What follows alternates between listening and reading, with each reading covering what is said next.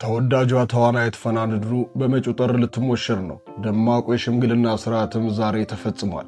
በፈናን በኩል ወግና ባህሉን ጠብቀው በጥያቄ ሊያፋጥጡ ከተቀመጡት መካከል ልበቀነው ፋንታሁን አንዱ ሲሆን በርካታ ጥያቄዎችን ካሽጎደጎደ በኋላ ልጃችን ሰጥተናል ብሏል። ለውስን ደቂቃዎች እኛ ጋር ሲዘልቁ በጥር ወር ስለሚደረገው ሰርግ እናወጋቸዋለን። የዛሬው ሽምግልና ምን ይመስላል የሚለውን ማስቃኝተናችሁ የተወዳጇ ተዋናይት ባለቤት የሆነው ሚሊዮነሩ ፍቅራው ማን ነው ብለን ጠይቀን ምላሹን እናስደምጣቸዋለን። የ10 ዓመት የፍቅር ጉዟቸውስ ምን ይመስላል፣ እንዴት ተስተዋወቁ፣ አንዳች ሳናስቀር ወደ እናንተ እናደርሰዋለን። ድብቋን ፈናን ድሩን በጥቂቱ እንቃኛታለን። ቪዲዮውን ላይክ እያደረጋችሁ አብራችሁን ዝለቁ። ታላቅ የምስራች! ፒያሳ ላይ ቤት ቢኖረኝ ብላችሁ ለምትመኙ በማይታመን ዋጋ ከአራዶቹ መንደር ፒያሳ ስታንዳርዳቸውን ጠብቀን እያስገነባናቸው ያሉ ቅንጡ አፓርትመንቶችን በረጅም ጊዜ አከፋፈል ይዘንሎት መተናል። በማይታመን ዋጋ ማለት ባለ 1 መኝታ 441 ሺህ ብር፣ ባለ 2 መኝታ 720 ሺህ ብር፣ ባለ 3 መኝታ ከ1 ሚሊዮን ብር በ10% ቅድመ ክፍያ ጀምሮ ተመቻችቷል። ታዲያ ይህ ቅናሽ የሚሰጠው ለ7 ደንበኞች ብቻ ስለሆነ ፈጠን ብለው ከስር ባለው ስልክ ይደውሉ።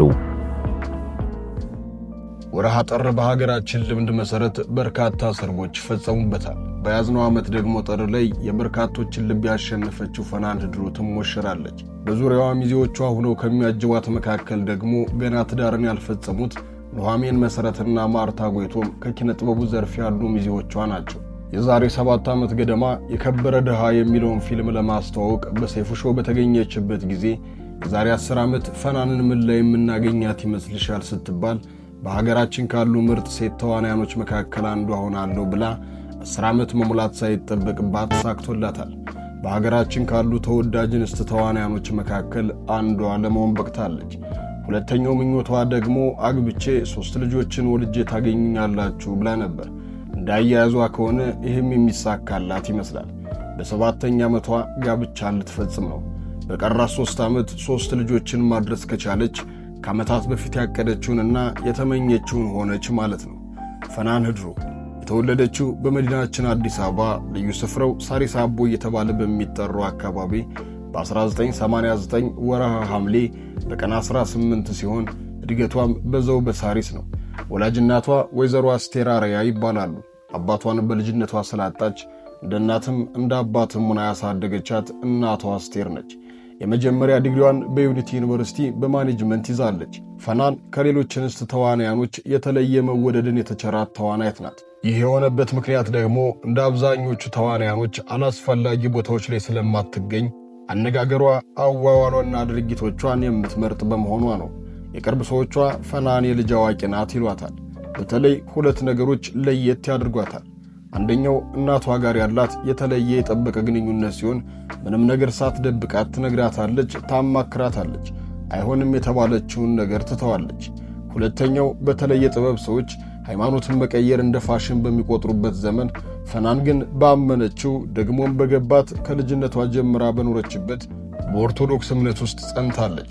እምነቱን አማኝ ነኝ ለማለት ብቻ አልተቀበለችውም። በትክክል አማኝ ነች፣ ትኖረዋለች። ከዕድሜዋ በላይ የተረጋጋና የሰከነ ማንነት አላት። ውስኪ ስትራጭ በየመጠጥ ቤት ውስጥ እጃጃል አትታይም። የተቆጠበች እንስት ነች። የግል ሕይወቷን ብዙ ወደ አደባባይ አታወጣውም፣ አታሰጠውም። በትክክልም እዩኝ እዩኝ ማለት ደብቁኝ ያመጣል የሚለውን ብሂል ተረድታለች። እናም ከብዙ መመዘኛ ስትመዘን ጥበብን ያከበረች እሷም በጥበብ የተከበረችው ናት ትገኛለች። ወደ ኪነ ጥበብ ዓለም የገባችው ገና ትምህርቷን ሳታጠናቅቅ በልጅነቷ ነው። በፊልም ሳይሆን በሙዚቃ በሱ ባለ የተወየሽ ማሬ ማሬ በሚለው የሙዚቃ ክሊፕ ታይታ ተወደደች። ከዛም ተቀባይነትን አገኘች። ከ10 በላይ የሀገራችን ፊልሞች ላይ በብቃት ተሳትፋ አቅም እንዳላት የራሷ ያተዋውን ስልትም እንዳላት አስመሰከረች። በርካታ ማስታወቂያዎችን፣ የቴሌቪዥን ተከታታይ ድራማዎችን ተጫውታለች። ብዙ ሚሊዮን ብሮች እየተከፈላት የተለያዩ ድርጅቶች ብራንድ አምባሳደር ለመሆን በቅታለች። የራሷንም የቤተሰቧንም ሕይወት በደንብ መቀየር የቻለች ወጣት ጠንካራ ተዋናይት ነች። ታዲያ የመጀመሪያ ስራዋ የሆነው ማሬ ማሬ የተሰኘ ሙዚቃ የእንጀራ በሯን ብቻ አይደለም የከፈተላት። የውሃ አጣጯን፣ የአሁን እጮኛዋን፣ የጥር ደግሞ ባሏን ያገኘችው በዚሁ ሙዚቃ ምክንያት ነው። ነገርን ከስሩ እንደሚሉት የተፈጠረው እንዲህ ነው። የዛሬ 10 ዓመት ገደማ ማለትም ማሬ ማሬ ሙዚቃ እንደወጣ እሱ ባለ የታየው የሙዚቃ ስራውን በኤግዚቢሽን ማዕከል ያቀርብ ነበር። ታዲያ ከስራዎቹ መካከል ማሬ ማሬን ህዝብ እያስደገመው ይዘፍናል። በዚህ መሃል ከጓደኞቹ ጋር ለመዝናናት የገባው ፍቅረአብ ምን አይነት ሙዚቃ ቢሆን ነው በዚህ ልክ የተወደደው የሚያስደግሙትስ በማለት ጓደኞቹን ይጠይቃል። ጓደኞቹም ተገርመው ይሄን ሙዚቃ አታውቀውም ብለው ቪዲዮውን ከፍተው አሳዩት። እንዴ እሷ ነች እንደ ሰራቸው የጋራ ጓደኛ አለን ይላል። ከዛም የጋራ ጓደኛቸውን እንዲያስተዋውቀው ግፊት አድርጎ ፈናንን ይተዋወቃታል፣ ይግባባሉ፣ ይዋደዳሉ። ጊዜ ሳያጠፉ የፍቅር አጋሮች ለመሆን ይበቃሉ። ትውውቅና አጀማመራቸው የሆነው እንዲህ ነው። ታዲያ የዛሬ 10 ዓመት የተጀመረው የፍቅር ሕይወት ሚስጥርነትን ጠብቀው እንደተፋቀሩ 10 ዓመታት በላይ አብረው አሳልፈዋል። በእርግጥ ነገሩን ሚስጥር አድርገው ተሰነባበቱ እንጂ ዓመታቶችን ቀደም ብሎም ቢሆን ታገቢኛለሽ ወይ ብሎ ጠይቆ አዋገባሃለሁ ብለው ወዳጅ ዘመዶቿ በተገኙበት የቃል ኪዳን ቀለበቱን አጥልቆላት ነበር። ነገር ግን ጉዳዩን ለሚዲያ እንዲበቃ አላደረጉትም። ምክንያታቸው ደግሞ ፈናን የግል ሕይወቷን ለራሷና ለቅርብ ሰዎቿ ብቻ እንዲሆን ትፈልጋለች። ፍቅረአብ እንደሷ በኪነ ጥበብ ውስጥ ያለ ሰው አይደለም። ይልቁንስ በኮንስትራክሽን የሙያ ዘርፍ ተሰማርቶ የሚገኙ ወጣት ባለሀብቶች መካከል አንዱ ነው። ታዲያ ወግና ባህሉን በጠበቀ መንገድ ዛሬ ሽምግልና ወደ ቤተሰቦቿ ሰዷል። በዚህም ሽምግልና ላይ ሰይፉ ፋንታሁን በሕይወት ያጣቸውን አባቷን በመተካት ተቀምጧል። የመጡትንም ሽማግሌዎች አፋጧቸዋል። በነገራችን ላይ ሰይፉ ፋንታሁን በሚዲያ የሚሰሙት ደግነቱ ከሚያደርጋቸው በርካታ መልካም ነገሮች ውስጥ እጅግ በጣም ጥቂቶቹን ብቻ ነው። ልክ አሁን ለፈና እንደተቀመጠው ካሁን በፊትም ዘመድ ላልነበራት ዘቢባ ግርማ አባት በመሆን ሽማግሌ በመሆን ተቀምጧል። የሚጠበቅበትን ኃላፊነት በመወጣትም ድሯቸዋል። አሁንም ወደፊት ከሚቆምላቸው መካከል የአስፋው መሸሻ ልጅ ጃፒ አንዱ ነው። አሁን ላይ የቅርብ ተጠሪው ወይም ሞግዚቱ ሰይፉ በመሆኑ እናም ይሄን ቀናነትን በልጆች ካገኘው እያልን ወደ ፈናን እንመለስ።